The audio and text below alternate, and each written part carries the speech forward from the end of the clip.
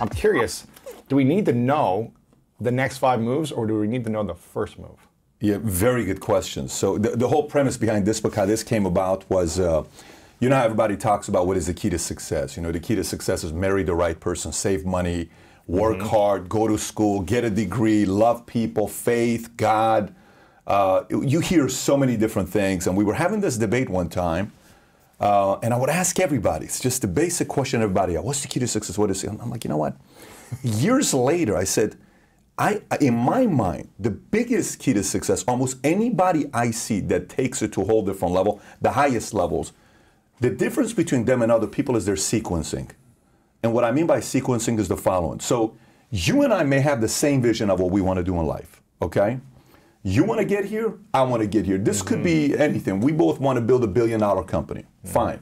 We both want to be building a company that does 100 million a year. We both want to go into football. We both want to go play at the highest level. We both want to go out there and be great sales. Whatever it may be, that's the ultimate, right? If my order of steps I take to go here isn't as efficient as yours because your sequencing is better, you're going to get there faster than I am. And I may never even get there because I'm trying to do move 14 on move 3. And that's the most common thing that you see. One day I woke up, I was in a relationship, and I'm 26 years old, 27 years old, 26, 25 years old, and I'm trying to get my business going. I wake up 6 o'clock in the morning. I get a text.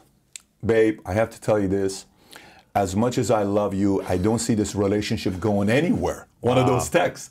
Because I think my mom is right. You love your business more than you love me, and I barely see you. I only see you once a week. You're working so hard. First text.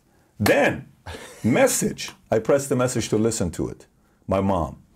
You know, there used to be a time they used to love me, and you would call me and tell me you love me. What happened to those? What happened to my little son that used to love his mother?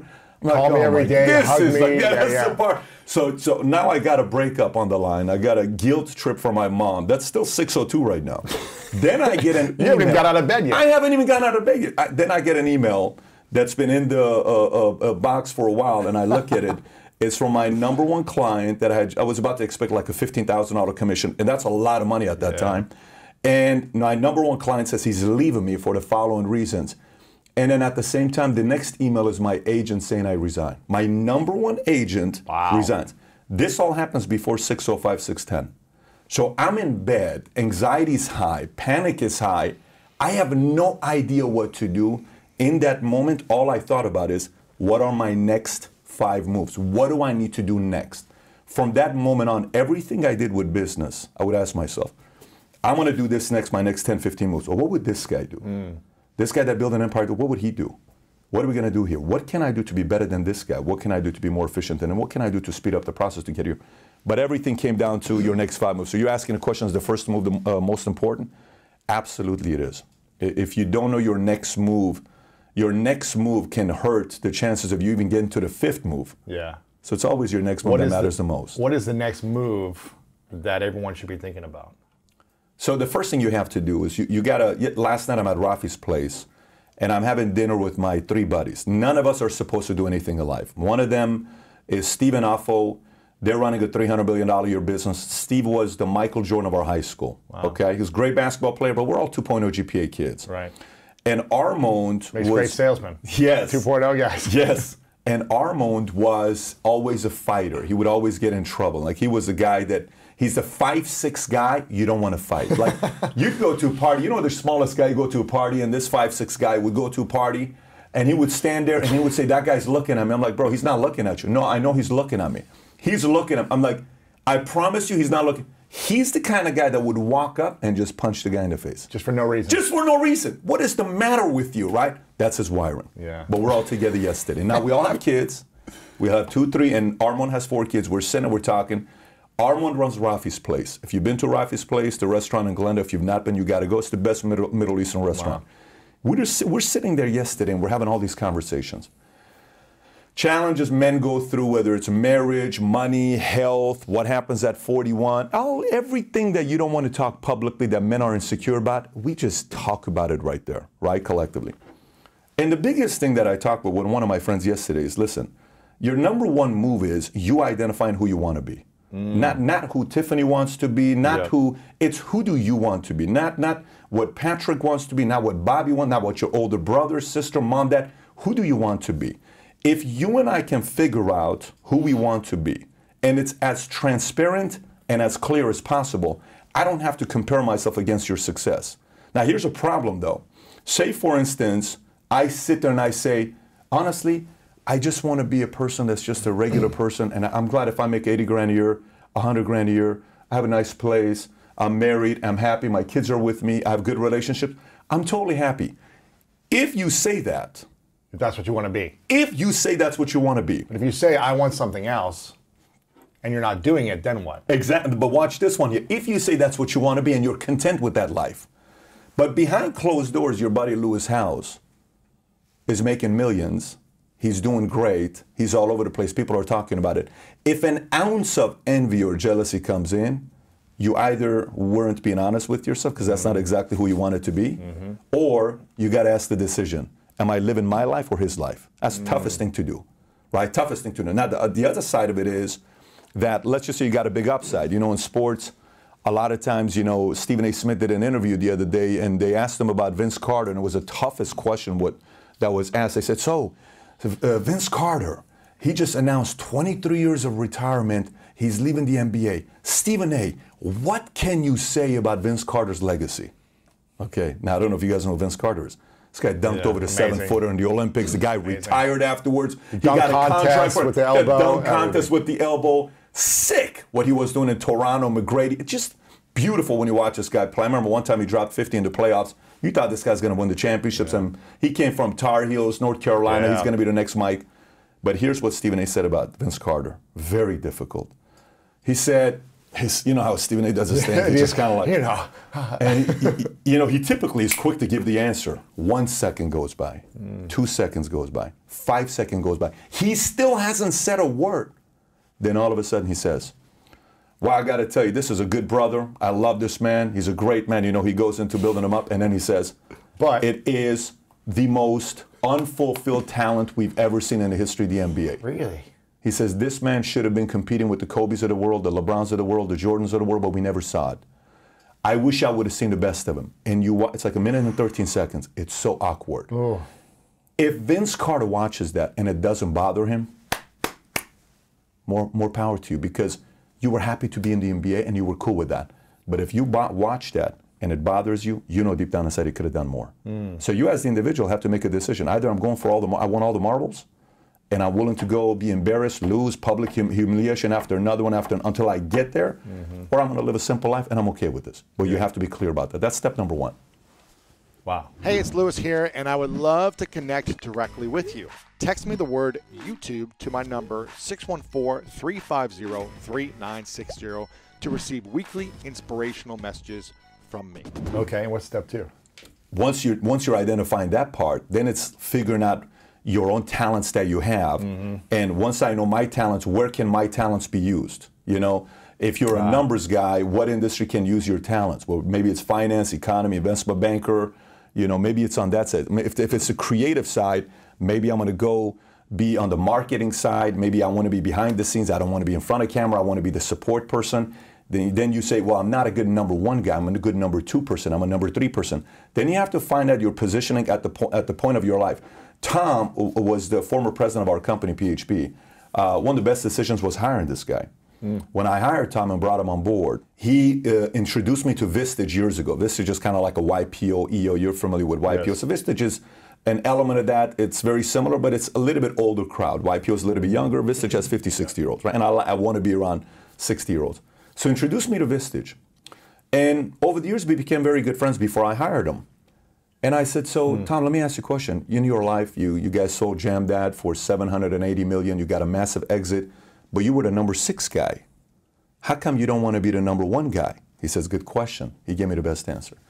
He says, you realize I'm 54 years old at the time when we were talking. He says, it took me 54 years to realize I'm not a good number 1.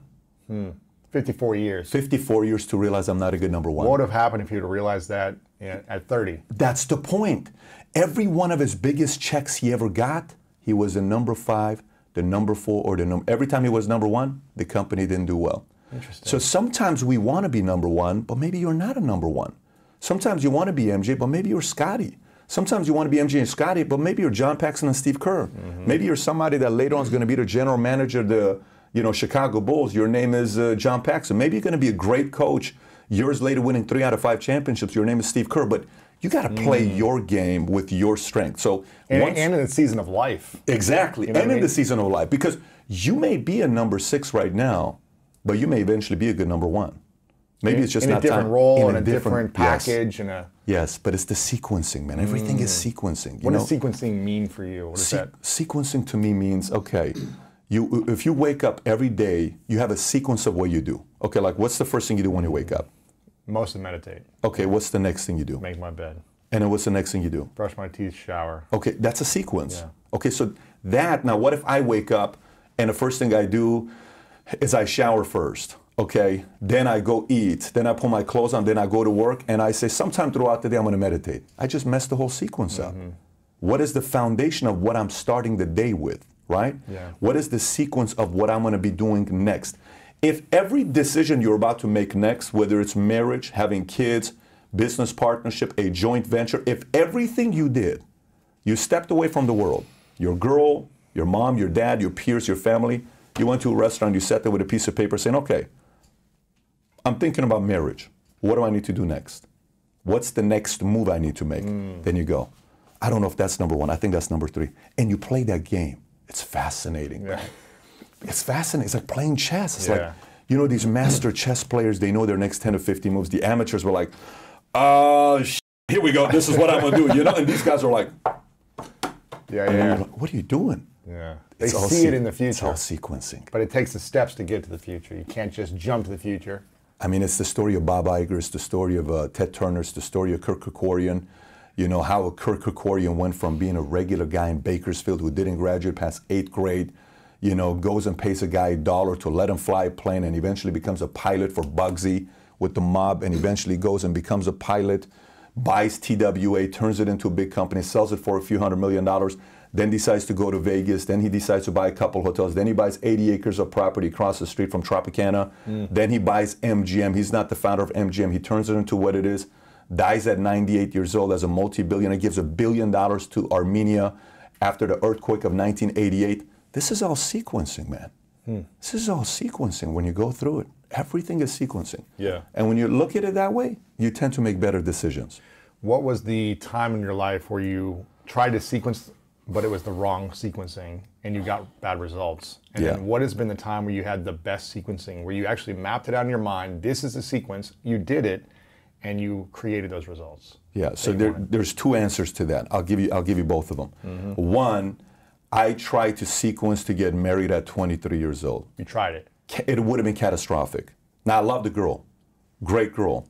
We have a friendship till today. My wife sold her a policy. Wow. I mean, when we met, me and my girl would double date with my wife and her boyfriend.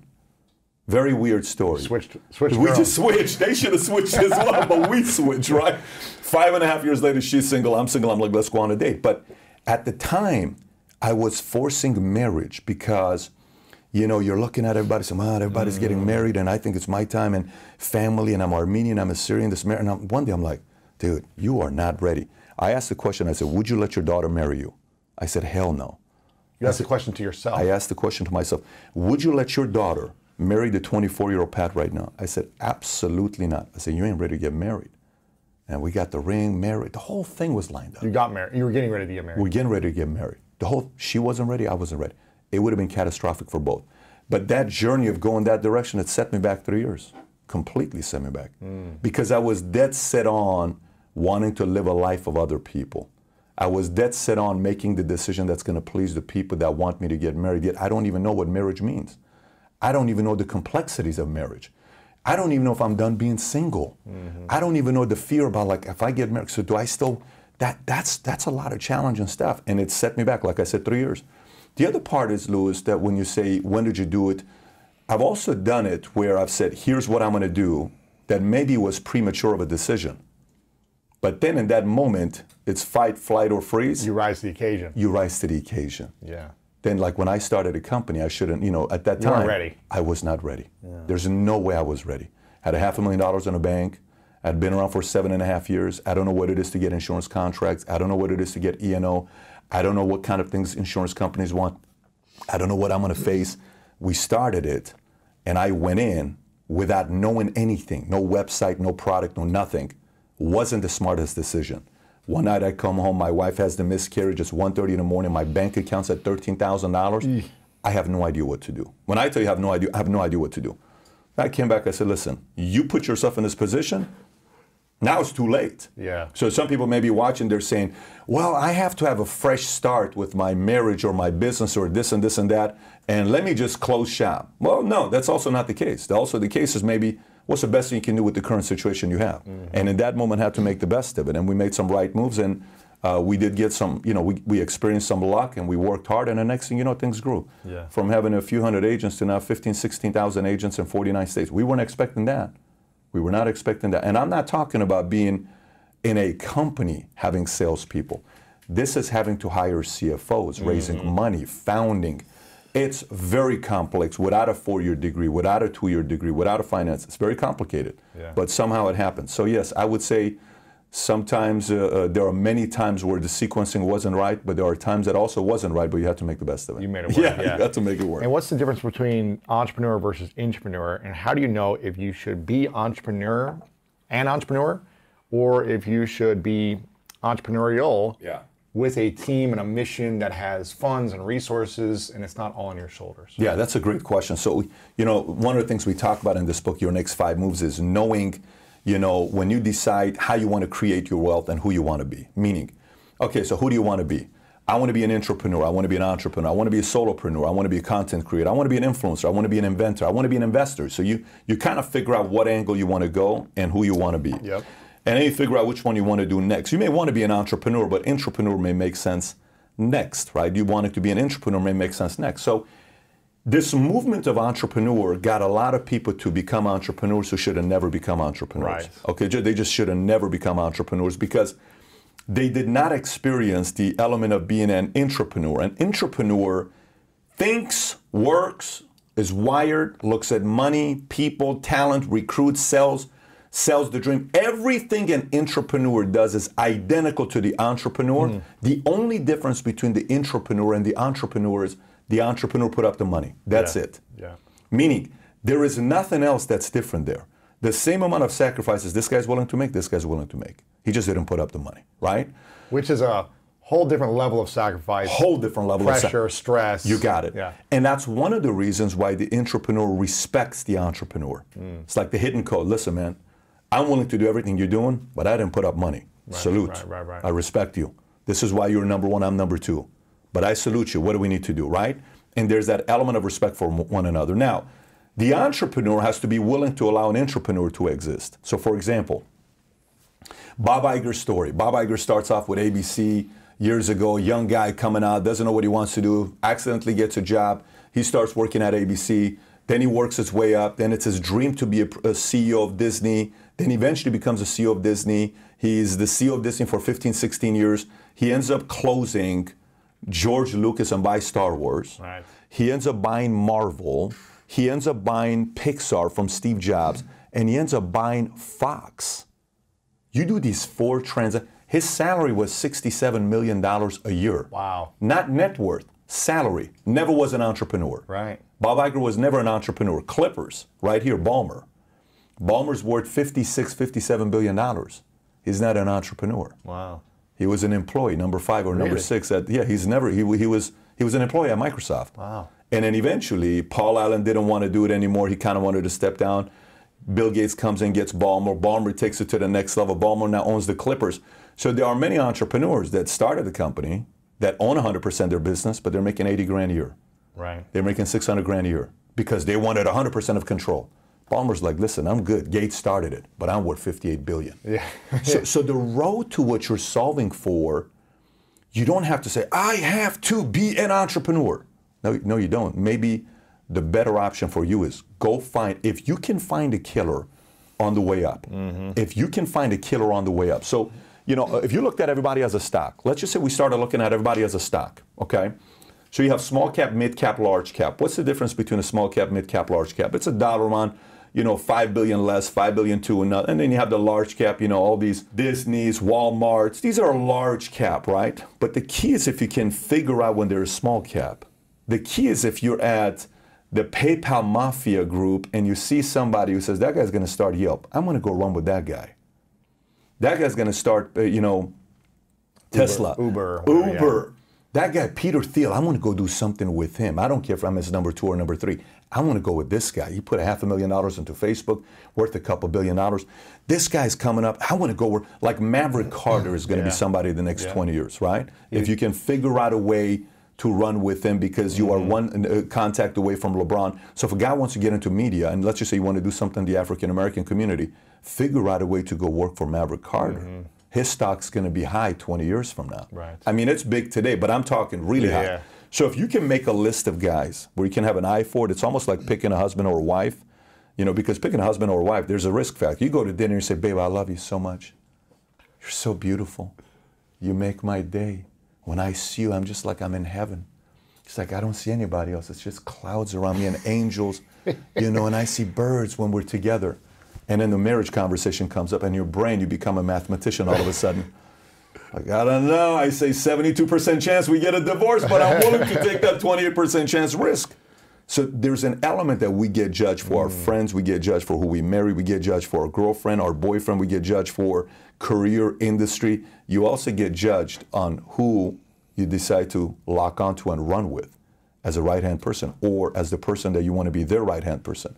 But if you can look at people as stocks, and you saw somebody that has a big upside, and you lock onto them early, it's going to be a wild ride. If you want to learn how to make more money and master money in your life, then check out this video right here. You can't just sit there and look at relationships that you never know the potential of a contact. You have to know every contact could take you to some place that you don't know. It's like a movie. You don't know the next scene. You know, so you can't just assume what that contact's going to lead into. Yeah.